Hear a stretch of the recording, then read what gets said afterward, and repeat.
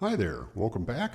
Hopefully you've listened to part 10A first. If not, then go ahead and do that first because this is the second part to that. But this will go from the first question of how did this all start to the follow-up question of is Teresa Halbach really dead? With that being said, and the last sentence to part 10A being keep your eyes open to the possibility that there may be more at play here than what's seen on the surface, I'll continue. So if you were to attempt to frame someone for murder, what would be the best way to do it as to not get caught? Then ask yourself, if you did get caught, a plan B, what would be the best way that you could pull it off, yet not be at risk for spending the rest of your life in prison on a murder rap? What better way to getting around having your adversary think a person's dead than to plan it yourself? The problem is the person you chose would be dead. Well, how do you get around that? What's the alternative to that? Well, like Lethal Weapon, Batman, The Dark Knight, and the Star Wars Clone Wars series, among many, many other examples that have taught us, the best way to do that is to make everyone else think that they're dead. The greatest trick the devil ever pulled was to convince the world he didn't exist. That way, you get the results that you want, yet you don't have a person's death and blood on your hands, and you don't have to worry about the guilt or being caught and pinned with a murder rap. Now, what would make me think of that? Well, if you're the cops and are being deposed in a lawsuit that was about to bring holy hell on everyone involved and not involved, send your family out on the streets and possibly have you wind up in prison, what would you do? The answer is pretty much anything, but that doesn't mean you have to be reckless. In fact, not doing so increases the chances of you pulling this off. Say the whole Avery thing was a big mistake, a big misunderstanding. They happened to let Gregory Allen out of their sight that one afternoon. He assaults Penny, and due to a misidentification, you pin it on the wrong guy who does 18 years. I'd say offer the guy a big apology and begin negotiation for reparations. Yet the cops didn't do that. $36 million is a lot of money, especially to a financially struggling county. Not to mention that the cops responsible would be on the hook and lose everything. But if it was an honest mistake, at least they wouldn't be held criminally liable. I'd think that you'd lose a lot, but the guy was wronged and he lost most of his life because of it. Why would the cops fight that? Nobody hates, or at least collectively hates, a person, especially an innocent person, that badly that they would risk everything to put and keep Steven Avery behind bars. It just doesn't make any sense. Why would they do that? Let's start from the end and work backwards this time. Why would they plant the key, the bones, the car, the anything? Why would they lie at the depositions? Why would Couchet keep and frame a sketch that he made of Avery and claim that the sketch is more evidentiary than DNA evidence? Why would they think that Avery committed the crime and go full force on him when he had a rock-solid alibi? And last but not least, why would his cousin start that vicious rumor about him? There are many other things in play, but if you're writing a story or brainstorming or even talking over a drunken round of tequila shots, it all has to start somewhere. So I'll do a quick recap of the first question, part 10A. Sheriff Herman, or someone, had to realize that the Avery land was worth something or that the business was worth a lot of money. Someone brings up the fact that they'd like to get a sliver of that pie.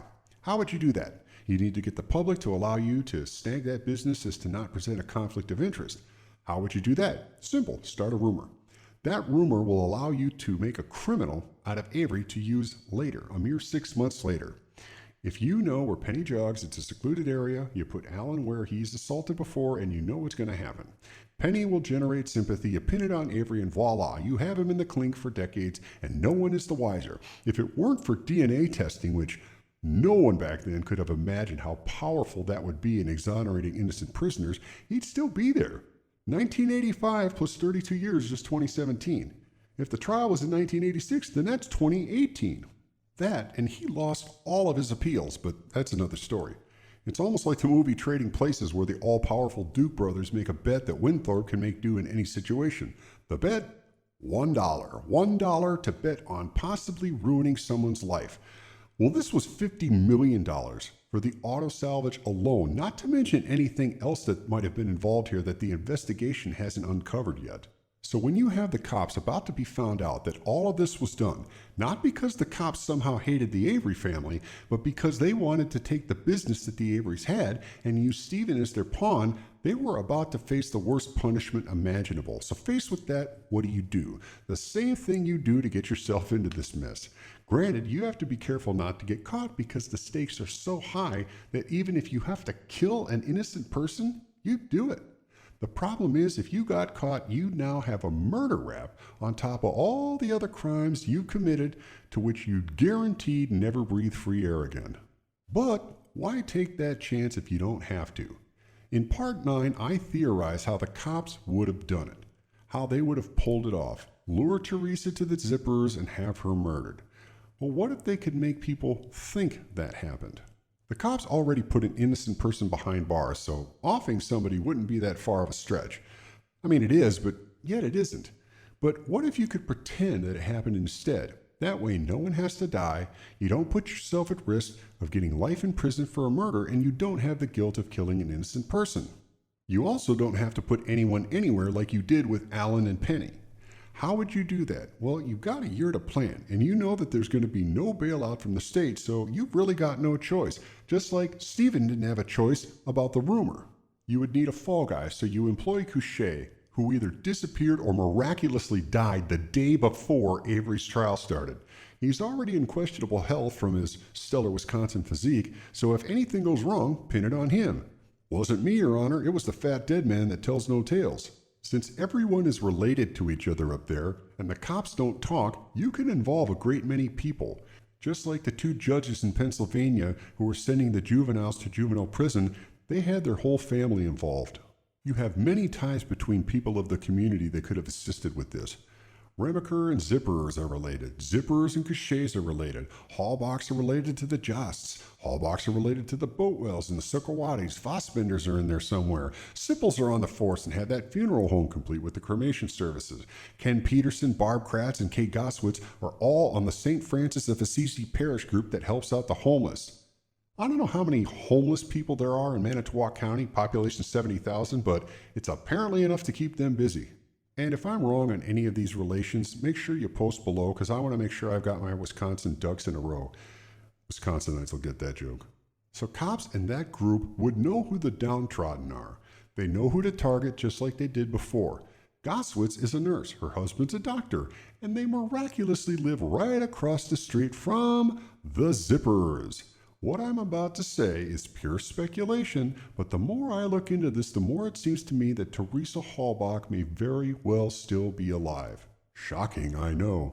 But you're the one listening to this because you could easily be watching Law & Order and having 2 beers. But that would explain why the bones are contested and why there's no physical evidence of Teresa being harmed aside from her blood in the back of the RAV. Her own RAV4, might I add. And what were the results of that blood test again? Who did it? Then again, that can be planted too. Why not? Everything else seems to be. For her blood to be in the RAV4, you simply have to take a blade to the scalp and lie down in the trunk of your own car, and there's blood transfer that looks like hair-to-car transfer, and voila. There's a ritual of mourning called the Ashura ritual, where one cuts their scalp and lets it bleed as a religious devotion ritual. When the ritual's done, the cut will heal, but your hair covers your scalp, so nobody would even know. So if it's a forensic hair transfer from hair to some other surface, nobody would question that a bloody, bludgeoned, or shot person was at one time lying in the back of that vehicle. I mean, that's what I'd do. Simple and effective. Cut yourself, bleed, transfer, done.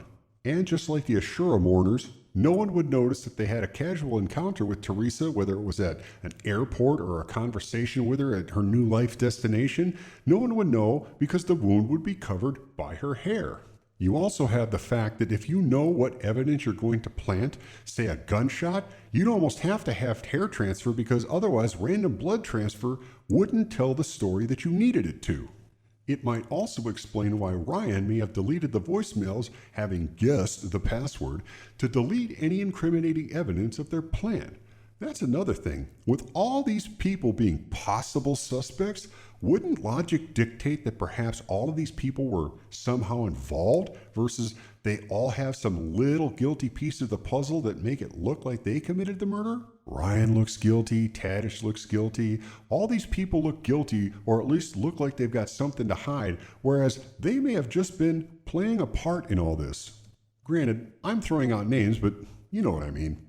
It may be why Teresa's brother Mike acted all creepy and talked about her in the past tense before any sign of her was found. It might have been why Karen Halbach was so quick to admit her daughter was dead and had a funeral for her even before any DNA tests came back. Most parents are in denial and believe that their child is alive till they see them on a morgue slab. I mean, it's kind of like that scene in Superman 2 where the fake president is outed by General Zod.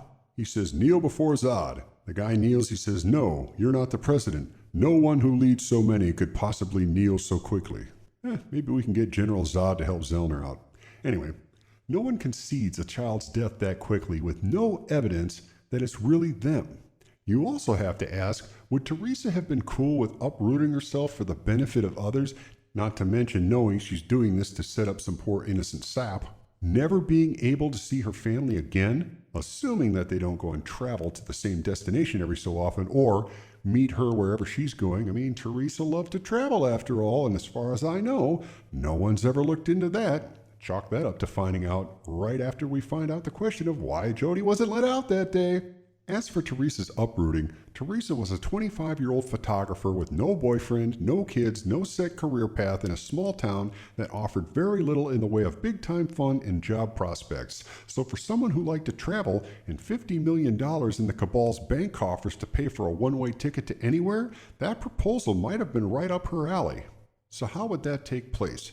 First of all, just like knowing your subjects from before in human behavior, such as Gregory Allen having Penny all to himself on a secluded beach, if you put people whom you know behave in a certain way in a planned situation, the outcome is relatively predictable. Think the prostitute on the corner in that 3-card Monte game. Steven Avery, in the 2 years that he was free, had Teresa go by him 15 times.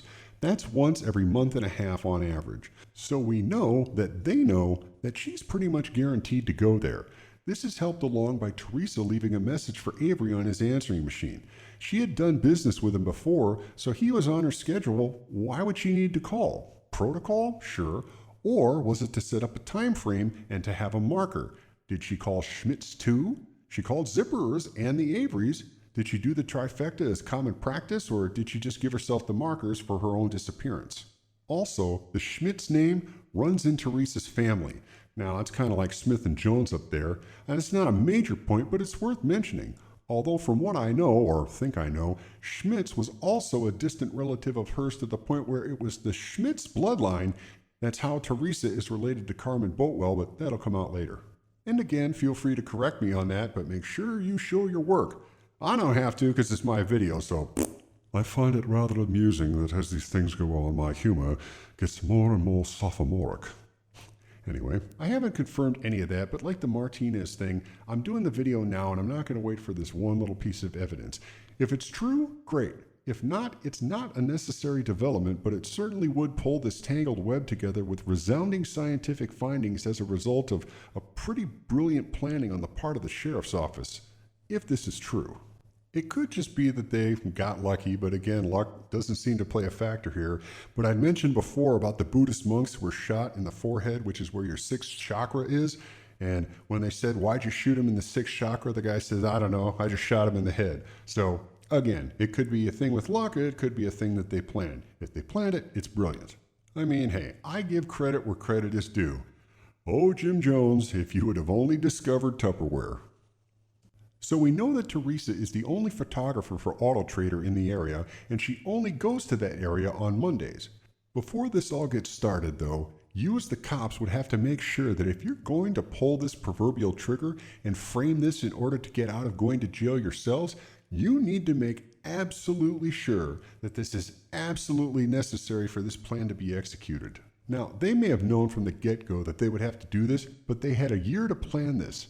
But if they were waiting to find out what the depositions were like, and if the lawyers were heading down the path of finding out what really happened to Steven and why he was framed, then they would have had to act fast in order to meet this deadline of November 10th, which is when Sheriff Kasurk was supposed to be deposed, or at least somewhere around that date.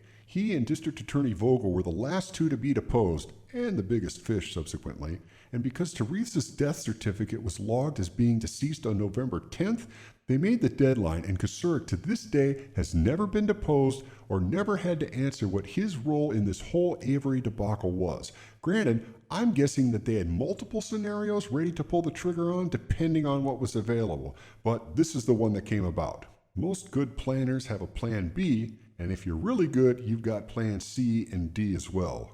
This time crunch may or may not have been a factor. The 10th could just be a coincidence, but as we've seen, coincidences aren't likely in these scenarios. But they needed things to happen in a certain time frame.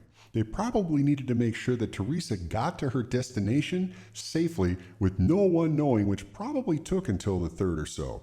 Like the show Breaking Bad, where he hides Walter in an empty tanker truck and hauls him from Albuquerque to New Hampshire. The cops would also know that you can't do a missing persons report until 48 hours from when they were last seen, so that would have been timed perfectly. In order for there to be a dead body to burn in place of the person that you're filling in for, you'd have to make sure that the person was dead in a long enough time frame to be cremated, but not too long as to worry about a corpse starting to rot. So having a downtrodden junkie who looked almost identical to Teresa, was the same age as Teresa, and was possibly related to her, having that person die on the 3rd would have been perfect timing. If you look at a picture of Teresa and Carmen side by side, the resemblance is uncanny. They look more similar than I do to my own brother. If you think that's uncanny, so is Carmen's arrest record, and information like her having the same address in both Manitowoc and Sheboygan, but that's icing on the cake. If you take a look at her arrest records, it's got some pretty shoddy information on it, and she also was arrested just a couple of weeks before this all took place on a petty pot charge. Almost as if they knew exactly where she was. Having a corpse available on the 3rd, you wouldn't have to worry about the corpse rotting, but you'd be able to cremate it, pick out the bones you want found, and have it ready by the time your car planting went into effect. You would also have a great advantage if you could find somebody who's related to Teresa and matched her age and physical characteristics as well, so if they manage to get a DNA from bird bones, even if they have to do it legit, it would have legit markers that would show a relation to the actual victim. Then you can simply say that the fire denatured the rest of the DNA, but there's enough there to claim that the victim was indeed where the bones came from. You'd also want a person that society wouldn't miss, kind of like how they chose Steven Avery. What perfect person would this be? How would you find her? How would you know where she is and make her death look like an accident?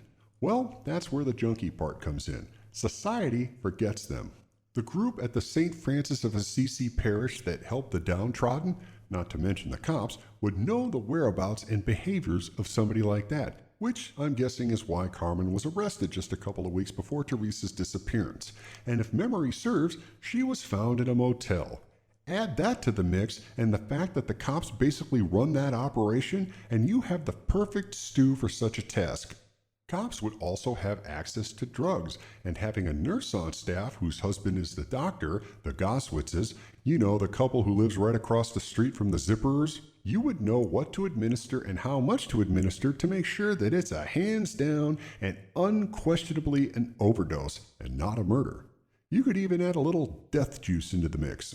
A little succinylcholine plus a little methadone, bam. You have the death of a junkie, and the tox screen will only look for one thing, the illegal narcotic, not the succinylcholine. Kind of like the parameters in the stegosaurus from the previous video. Flat out killing Teresa would legally have been messy if caught, but for a junkie, well, prove that it wasn't an OD, Your Honor. Good luck with that 10 years after the fact. Besides, cops know that the outcome of an overdose for a junkie is likely to happen down the road anyway, so there's no remorse or guilt needed. Just like the juvie judges convinced themselves that since the kids were destined to be career criminals, why not make a little extra dough on it? It would even ease the burden if the family got some sort of compensation. Although since Carmen and Deborah Sukawati, the dead girl that was found in the gravel pit in 1997, are related. Perhaps that family tree is the corpse equivalent of the Avery bank account. This is another issue, but it's worth mentioning, because apparently, from what I can tell, Remacher got possession of Carmen's body when it was found and was told to cremate it. I'm betting, and someone can feel free to correct me on this, but my money is on the Sipple Funeral Home as the ones who did the cremation service. If somebody could find that out, that would be spectacular. Sipple, of course, being one of the deputies who decided to search the burn pit along with Teresa's brother-in-law, which miraculously came up with bones. Supposedly, Teresa's bones. To quote the church lady, how convenient. The other wrinkle about this is that the two officers who decided on November 7th or 8th, depending on which report you read, to search the burn pit where the bones were supposedly found, one of them is Deputy Sipple. Yes, just like the funeral home near there that comes complete with cremation services. And the other is Deputy Sergeant Jost. Sergeant Jost has a sister who just happens to have a husband by the name of Mike Halbach. Sound familiar? Yes, that's right, Teresa's brother. Are these mere coincidences, or are they starting to form a pattern? You tell me. Another strange thing I want to mention, Carmen Bolwell's mom, Judy Wilson, also put out an article in 2014 about her daughter.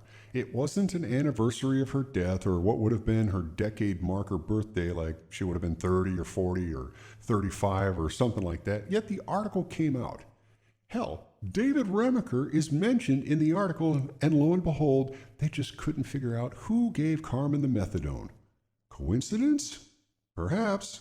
Carmen Bolwell was a drug addict, and it's widely hypothesized that she is really whose bones were on the Avery property. Now, again, this is assuming that there were even bones on the property, and even if there were they some random corpse, burned beyond any identifiable recognition, or were they Carmen's in order to establish a valid DNA trace? Like the Martinez thing, perhaps the Carmen overdosing event is mere happenstance timing to this whole thing. But again, if I were planning this, and I had every advantage at my disposal, and I was literally planning for every tiny detail that might have come about, I would certainly use that. Those bones being Carmen's are not necessary to the plot point of Teresa being alive, but it sure would be a whopper of a development if it were true. And if it were for DNA purposes, that's even bigger. But assuming that Carmen's bones were really what was in the Avery pit, how could they be mistaken for Teresa's? You may ask how such a thing could be overlooked. Well, Sherry Hair Helmet Culhane was the one who screwed up the DNA on the bullet, and she's the one who miraculously had that one-shot sample of Teresa's DNA from the tibia bone. You know, that one where no other sample remained and no PCR, or at least valid PCR, was run to make copies so that they could test it again independently. I should also mention here that if this bone was so charred that it was practically unrecognizable, how is it that one chunk of flesh somehow remained? And the flesh wasn't from something like a foot, something hanging off the edge of the perimeter that the flames didn't hit. This was from a tibia. Either way, if there wasn't a high enough temperature to burn the tissue off, there certainly wasn't enough heat to destroy the marrow in the bone. Why didn't they crack the bone open and scrape that gold medal of bone marrow out of there and use that for their DNA sample? Not to mention that the burn pit was supposedly by the dog. Wouldn't the dog, who I'm guessing being a junkyard dog and perpetually chained, never had the privilege of enjoying the presence of a Kong toy or a nice yummy pig's ear to munch on? Wouldn't he more than likely sniff that lonely piece of flesh connected to that nice chew toy out and chomp on that doggy diarrhea-inducing splinter snack? The chances of finding something like that, given the supposed scenario the police present, are pretty slim. The bone fragment with tissue, item BZ, was apparently in 2 parts according to the items list and listed as 2 pieces of apparent charred material. Whatever the hell that means. Item AN was listed as possible tissue, reportedly collected from the gravel mound. Yet, when it comes to a piece of tissue that the chunk of flesh is on, it's not mentioned anywhere in the description. You could take the guys who did this list and put them in a Mad Men reality TV show, and it'd be the funniest frickin' thing on the planet. There was also supposedly no record of the FBI receiving the bone fragment with the tissue.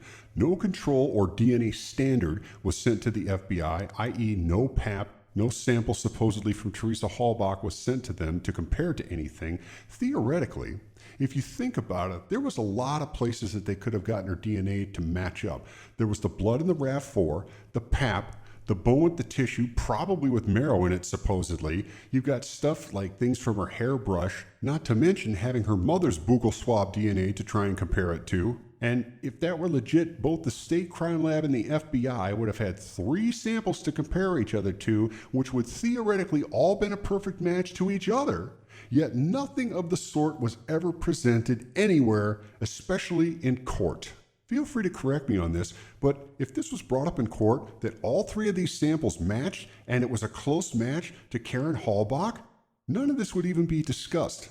Also, there were no pictures taken of the bones burn site. That's like winding up in a hotel room with Miley Cyrus and somehow doing the morning walk of shame out of the lobby without a single selfie or Snapchat post to back up the night that I'm sure you'd either hide on your hard drive or brag about until you pop the question to some unwitting lady and are forced to silence yourself about that evening for eternity. There was no grid used. You have pictures of people like Detective Mark Wiegert going through the bones as if he's some sort of anthropological bones expert. Perhaps he is, but that probably would have been brought up in court. You have the fact that the coroner was not allowed on site, which is legally unheard of as far as I know, and Dr. Eisenberg, who is the anthropologist who identified the bones, the very few bones, yet ones that were just enough to define the remains as a human female, just recently had her competency questioned when she supposedly identified the burned bones of a female and a fetus as those of Christine Rudy, when a few weeks later both Christine and her intact fetus were found in a river. So the question is, incompetence or purposeful misleading? You tell me. So now you have the issue of the car. The one thing that puts a wrench into my whole theory is Colburn's car into the station about the plates. Again, could he have stumbled upon it? Sure.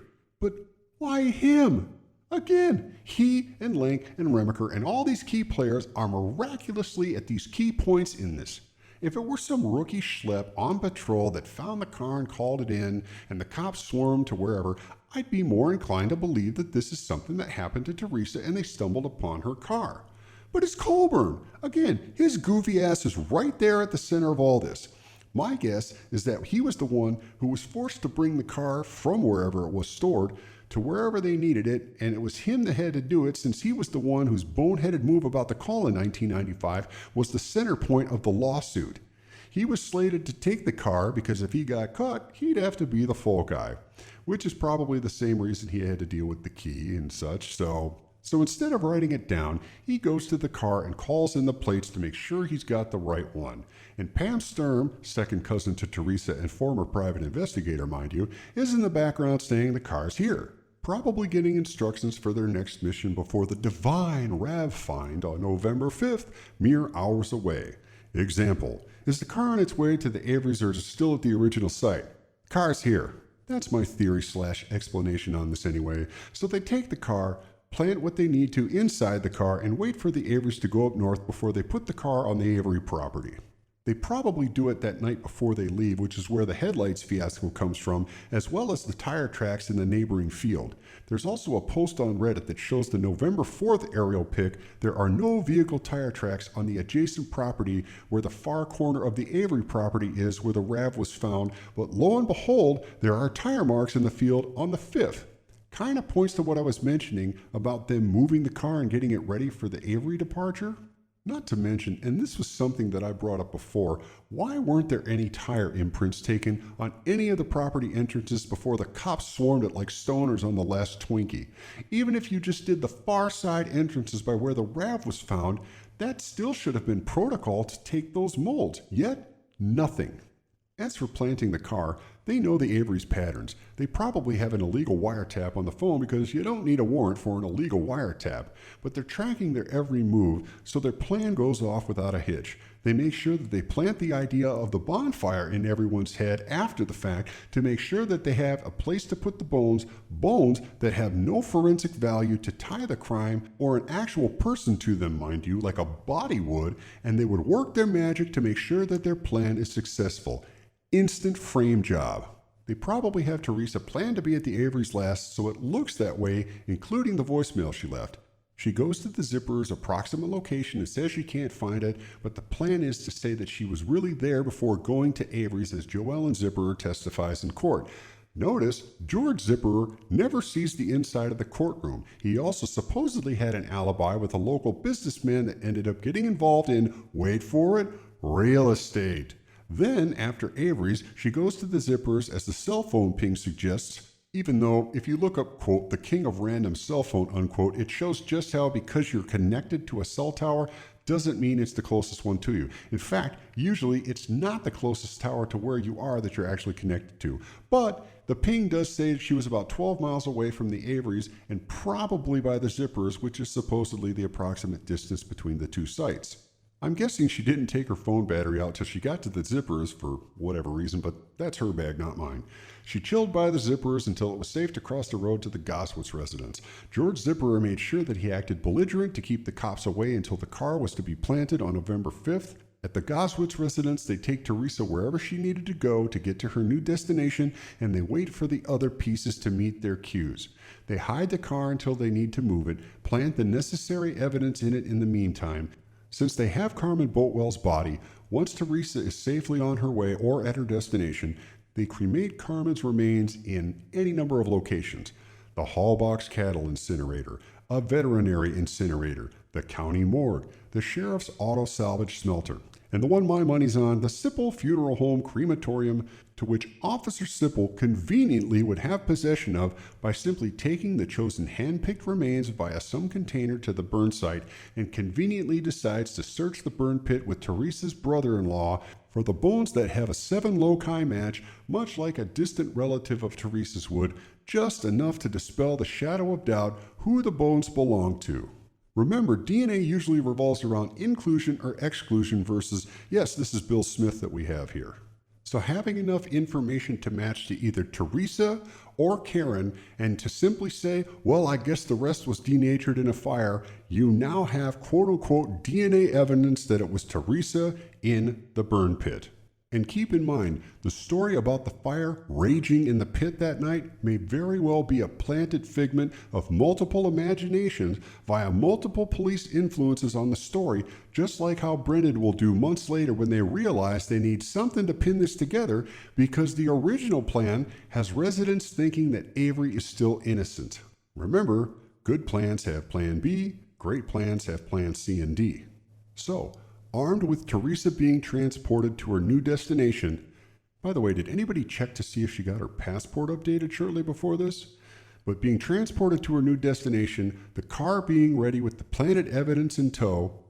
See what I did there? Tow. Anyway, the remains of Carmen Bolwell being ready. Now they wait until the Averys go up north and the car gets put into place and Pam Sturm walks to the search party and asks ex Ryan Hilligus if anyone has searched the Avery property. You know, that last place she's supposedly seen alive, or at least the consensus of such, or at least one of the last 2 places she's seen alive.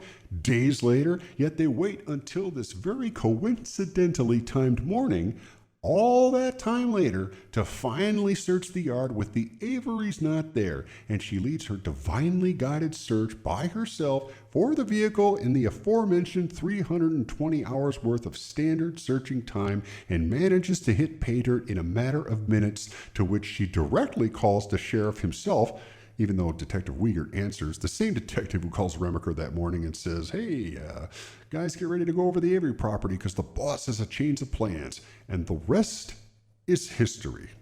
And for more of how that fits together, please go back and watch my prior videos. I don't know which one it's in, but the short version is an acre is the old average of what the average guy with 2 oxen could plow in a day. So working an 8-hour day, which is actually conservative to a summer day for a farmer, an 8-hour day over 40 acres would take you a total of 320 hours to till that soil on the 40 acres of the Avery property. If you search for cars 10 times faster than you plow, it would still take you 32 hours to search the Avery site. If you search 100 times faster than you plow it, you'd still take 3.2 hours to find that car, yet Pam Sturm found it in 30 minutes. God must have owed her a favor. Then Pam also says Teresa's VIN number sounds familiar, how I have no idea, and then reads the last 4 to the cops like a trained PI or cop would do. Just thought I'd throw that in there. I don't know if this scenario that I described happened, but it sure seems to make more sense to have been easier to pull off if the cops were indeed behind this whole thing for the reasons I stated before. I hope Zellner gets Avery and Dassey free, but I have a sneaking suspicion that she's going to find one thing that gets them both released but leaves these criminals completely scot-free to roam the planet and wreak havoc on other innocent citizens. I at least hope she gets the real criminals if she goes after somebody. Say that dude in Arizona had nothing to do with this. I'd hate to have some innocent person behind bars and get pinned for this instead. There are probably a lot of people involved. Again, if this is the case, I don't think that most people are able to grasp the depths of what this tangled web has woven. But I do believe this is unlike anything that most people's wildest imaginations can go to. I really hope I'm wrong about this, but again, with things like 9/11, Watergate, that Cash for Kids scandal in Pennsylvania with those two judges, I have a sneaking suspicion that I'm closer than almost anyone out there to what really happened. Granted, again, perhaps the cops did just get lucky one day off of the actions of some random dude from Arizona or some other character that made Teresa meet an early demise. However, if we find Teresa, this all goes away. If I were Zellner, I'd have somebody put strictly on that trail. Also, follow the money, follow the travel expenses, and you may find what you're looking for. Then again, my original question of who called the shot that didn't let Jody out that day has yet to be answered. Again, find that answer, you find your killer. Or at least your illusionist. By the way, I should also mention this simply because it wasn't mentioned in prior videos or posts, but as I said, everybody seems to be related here. Well, the elites anyway. But I'm going to go through this as best I can. A man by the name of Joseph Sukawati died this February. This Joseph is the son of a Schmitz. Joseph Sukawati, son of Schmitz, has a grandson, John Bolwell, and a great-granddaughter, Carmen Bolwell, who died, and his other grandniece happens to be that Deborah Sukawati that died many years ago in the murder that Mr. Ronald Fensel supposedly committed. Fensel also says he's innocent. Deborah's purse was found in a plastic bag in a river along with a parking ticket for Fensel. Convenient. As if the dude's going to toss the purse into a river with a direct link to himself along with it. Not to mention that this link was distributed not by a store owner, not by anybody walking down the street. It was distributed to him by the cops. Either way, if he doesn't pay the ticket, he's in trouble and gets a warrant. And if they find the purse, they link him to the murder. I guess the cops figured, I'll write him a parking ticket since they knew his behavioral pattern, and apparently they knew he parked somewhere. And that way, he'll get the murder rap pinned on him. Now, in most cases, most of us would say, yeah, right, like that sort of hodgepodge crap at work. I mean, that would be even bad for like 70s television. The only thing that links him to the murder, and it was done by the cops, and he leaves it there. Well, apparently it did. Why? Because the cops are trustworthy people without question, after all. And to top it off, Deborah's body was found at the gravel pit near the Averys. Sound familiar? But get this. There is a divorce proceeding done by Judge Willis, very key in this whole Avery thing, between Carmen's dad, John Bolwell, and Judy Wilson, Carmen's mom. Unfortunately, Judy Wilson's maiden name was Judy Sukawati. So was it Joseph Sukawati that just died and had John as his grandson because he married Judy, or is Judy somehow John's long-lost cousin? Keep it in the family, shall we? This just keeps getting weirder and weirder. So, let's see. There's a couple other things to mention of note. Apparently, Barb Jonda was arrested for cannabis on the 5th, which is exactly what Carmen got arrested for a couple of weeks before, which is why when you hear on the recorded call Kick Her Loose, they're talking about Barb, but they kept Jody. Wouldn't that be a dead giveaway? Sorry, Manitowoc. I mean, a coincidence that they needed her out of the area and out of her house for that day for whatever reason? Avery was charged with homicide on November 3rd at 6:34 p.m. Well, how's that possible? That can only be possible if there was prior knowledge, and there would only be prior knowledge with a plan in place. Coincidence? So, to recap, they need to get Avery's business away from the Averys and over to Robert Herman's salvage yard. They start a rumor about Avery knowing how he'll react. He does exactly as they predict. Now having a sexually deviant and violent history against women, the police set up their framing of Avery. Avery looks strikingly like Gregory Allen, and they know where Gregory Allen assaulted a girl once on a secluded stretch of beach, and they've been trailing him, so they know his habits. They also know that Penny Bernstein, an upstanding member of the community who will generate community sympathy, jogs along that same stretch of beach quite frequently, and they also know that there's no witnesses to be had along that stretch of beach. Someone orders the surveillance of Allen off that fateful afternoon, probably when a patrol sees that Penny's at the beach or knows that she's going. Allen sees this opportunity to assault this fit, pretty female and seizes it just like the cops predicted. Or maybe that was completely set up that they actually had Gregory Allen do that. But either way, they put in motion the framing of Avery, and the rest is history until the unforeseen advancement in DNA technology exonerates him. Oh crap, here comes the investigation. What are we going to do?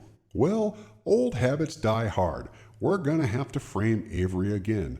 But wait, we have the everlasting gobstopper version of a golden horseshoe up our ass in the form of former neighboring county DA Peg Lautenschlager as our current Wisconsin Attorney General, and we the police groups have given large donations to her campaign.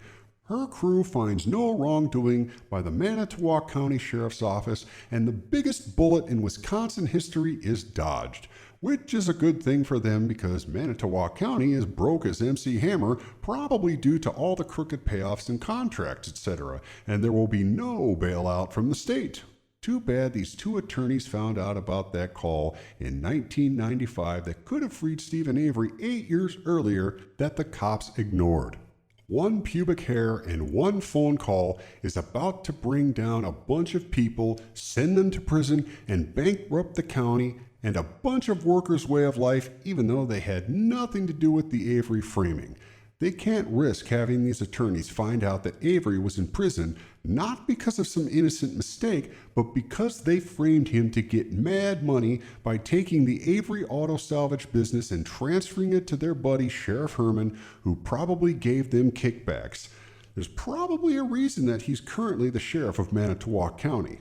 They come up with a plan like they did the first time, only this time the stakes couldn't be higher, so they pull out all the stops. They have to keep their control local. They find Carmen Bolwell, a similar-aged, similar-looking person to Teresa Halbach, and she also has the advantage of being Teresa's distant relative. Relatives have similar DNA, similar enough to where they can make the information say what they want it to. She's also related to another unfortunate murder victim found near the Avery property, so it's just like old times for these guys. This will allow them to plant her charred body on Steven's property that can be reasonably forensically identified as Teresa for the rock-solid murder charge. Carmen is an addict with a death sentence anyway, so having her as the sacrificial lamb is easy to explain away if they got caught, which gets them off the hook on any real murder charge, and there is no guilt factor involved. They convince Teresa to take a major payoff or whatever it takes and convince her that she's going to basically have to pull a witness protection plan play and assume a different identity and live somewhere far, far away forever. They know that she sees Steven periodically, but must wait to make sure that the plan is necessary. The depositions make the plan execution necessary. They have Teresa go by Avery and make it seem like it was the last stop, even though the last stop was actually the zippers, as the cell phone tower pings seem to verify.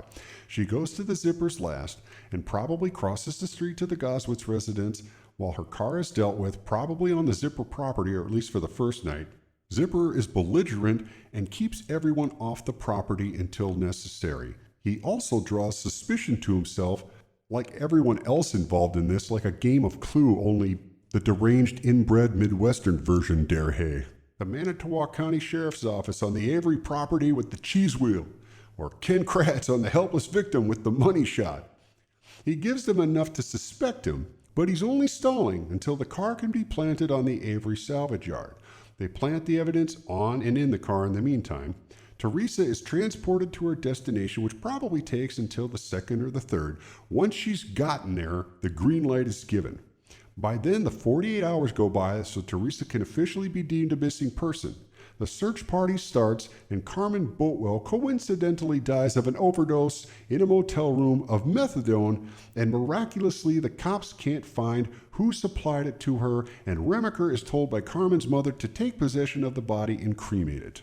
My guess is that it goes to the Sippels funeral home, but either way, it's cremated, with specific bones taken out of the cremation pyre at the exact right time, like flipping a pancake or stirring microwaved ravioli halfway through, to be placed as evidence in the burn pit and used for DNA ID purposes, since Carmen is enough of a relative to proc a positive match, yet gives enough leeway to tell whatever story the cops desire. Since they know Avery is going up north for the weekend, they plant the car on his property, which Pam Sturm divinely finds hours later. She calls directly to the sheriff, and Wiegert is the one who answers, and she gives the information that she shouldn't be privy to. Sippel, who probably has the cremains in his possession the whole time from his family's funeral home, and Jost, which is Teresa Halbach's brother Mike Halbach's wife's brother, Sergeant Jost, decides that 2 or 3 days later that burn pit might be a good place to look for evidence, to which they find the bare bones, pun intended, bare bones amount of bones to positively identify the remains as a human female, which conveniently contain the bare bones amount of tissue to make a DNA profile. But only one sample is able to be drawn because no PCR copying is ever done, or at least done adequately, so no one else can do any other independent tests to confirm the findings, and it also has the bare bones amount of DNA loci to verify that this is indeed, at least according to the police, Teresa Halbach. That's lots of bare bones pieces of evidence. So much bare that Ken Krass would get so hot he'd make them the woman. Inside joke for those of you playing at home. Not without doubt, but with enough of a doubt, just like they planned by either using Teresa's distant cousin Carmen Bolwell's remains or simply planting what little forensic evidence they needed to convince a jury, remains which DNA tests supposedly point to Teresa via botched and at best inconclusive test results and questionable techniques from a questionable source, which should logically, to this day, since the tissue survived, have viable DNA still available for testing via bone marrow to make the case for an actual identification of whether or not the bones belong to Teresa Halbach.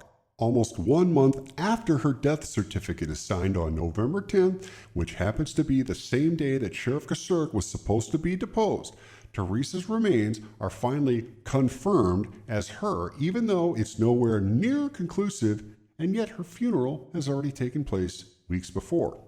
Kasurk is never deposed and has never given any information in Avery's original framing, since Avery is now a criminal charged with a capital crime. Somehow this stops the lawsuit, even though, since Avery was still wronged, it should have continued, but it's halted, never to be brought up again. Numerous people like the quarry owner, Randstad, and Teresa's ex, Ryan Hillegas, are logged in as site visitors, yet the Manitowoc County coroner is not allowed on site. Dr. Eisenberg, the forensic anthropologist who was proven incompetent in another future case, confirms the remains as being a human female, most likely Teresa Halbach. Avery goes to jail for the rest of his life after Brendan's testimony. Brendan is coerced into his testimony, complete with a bonfire, only after public sentiment is convinced that Avery is innocent. If not for 2 curious film students, no one would have any clue this atrocity took place. Sad to say, but I doubt this is an isolated incident, but hopefully the only one of this magnitude. I hope Zellner's team takes a serious look at this possibility, if anything, to at least eliminate it, to make sure that this horrendous miscarriage of justice wasn't planned and done on purpose for profit. I hope that Avery and Dassey are freed, but if my theory is what really happened, or close in some way, shape, or form, then these people are going to be the next Kenneth Lay and be long dead by the time their turn at the tables of justice come calling. That would be an American tragedy. Again, this is just a theory, as I'm trying to logically explain what happened with the information I have. I completely understand that this could all be some piece of my imagination going wild, and some random drifter really did kill Teresa, and the cops just happened to win the proverbial lottery again and have this golden colonic horseshoe of theirs rectally wedged even farther than it already was. I get that, but aside from the Jody not being let out question, there seems to be one more that would solve this case, or at least quash this radical possibility of events. Is Teresa Halbach really dead? You tell me. I want to thank you for listening. Questions, comments, anything. If I missed anything or if there's something to be brought up, by all means post. I'm just basically going to talk because, again, whatever program I use decides to cut the last 15 seconds off or so I'm just going to babble on for a little bit. But keep things coming. Keep things alive. Hopefully Steven Avery gets out. I'd be really interested to find out what Zellner has. But again, if you're not looking for something, you can't find it. If you think there are 7 stegosauruses and you look for 20 and then all of a sudden you find 13, you can't find 13 if you're looking for 7. So if Zellner doesn't look for this possibility, it might not be. So again, I'm just going to keep babbling for a little bit longer, but thank you for listening, and please comment below, and again, keep up the good work, and no idea is too crazy. You can always discount it, so keep it going. Thanks.